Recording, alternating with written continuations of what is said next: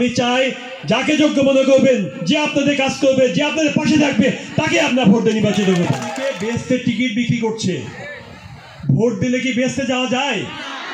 শুনেছেন কখনো কোনদিন যে ভোট দিলে বেহেশতে যাওয়া যায়? সুতরাং কেউ যদি আল্লাহ থেকে বড় নিজেকে মনে করে তাহলে বেদাতি কাজ করছে, আর যারা এই কথা শুনে বিশ্বাস করবে তারাও কিন্তু পাপ কাজ করছে। এখানে যে জিনিসটা দরকার, একটা কমিউনিটি সেন্টার, সেটা নেই। এই অঞ্চলে সবচেয়ে মানুষের যেটা প্রাণের দাবি, একটা আধুনিক হসপিটাল, এটা নেই। আপনারা খেয়াল করবেন যে রাত বিরাতে যদি কেউ অসুস্থ হয়ে পড়ে, বিশেষ করে রাতের বেলায় অসুখগুলো বেশি হয়, কারণ যদি অসুস্থ হয়ে যায় তাকে কিন্তু ওই 250 বেডে নেওয়া লাগে না? আমাদের এই অঞ্চলে কোনো হসপিটাল আছে ঠিক মতো? একটা আধুনিক হসপিটাল নেই। এই যে নেই, অনেক কিছুই নেই, এইগুলো থাকতে হবে।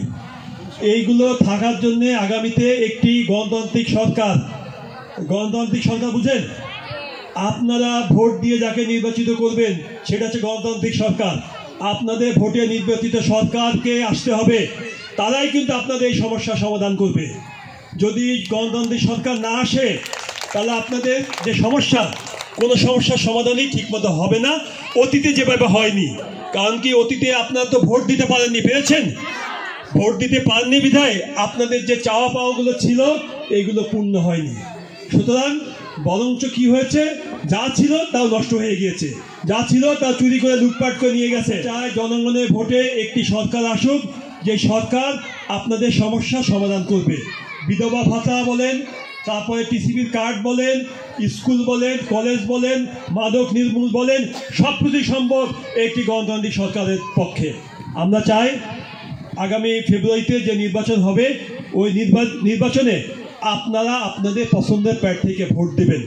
আমি বলি না যে আমাকে ভোট দিবেন, আমি আপনাদের কাছে ভোট চাইতে আসি নাই। আমি চাই যাকে যোগ্য মনে করবেন, যে আপনাদের কাজ করবে, যে আপনাদের পাশে থাকবে, তাকে আপনার ভোট দিয়ে নির্বাচিত করবেন। যখনই ভোটের প্রসঙ্গ আসে তখনই একটি দলের লম্ফজম্প শুরু হয়।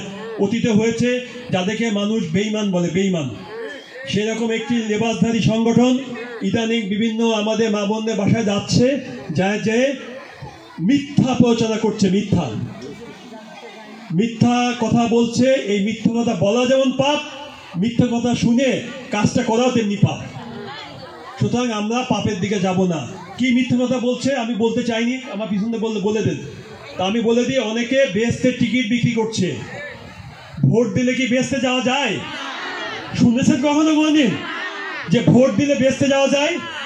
তাহলে সমস্ত বিশ্বের লোক আসে এখানে ভোট দিয়ে দেবে যে বেহেশতে যাওয়ার জন্য, দিবে না? বেহেশতে কে যাবে কে যাবে না এটা একমাত্র মালিক কে? আল্লাহ। সুতরাং কেউ যদি আল্লাহ থেকে বড় নিজেকে মনে করে তাহলে বেদাতি কাজ করছে, আর যারা এই কথা শুনে বিশ্বাস করবে তারাও কিন্তু পাপ কাজ করছে।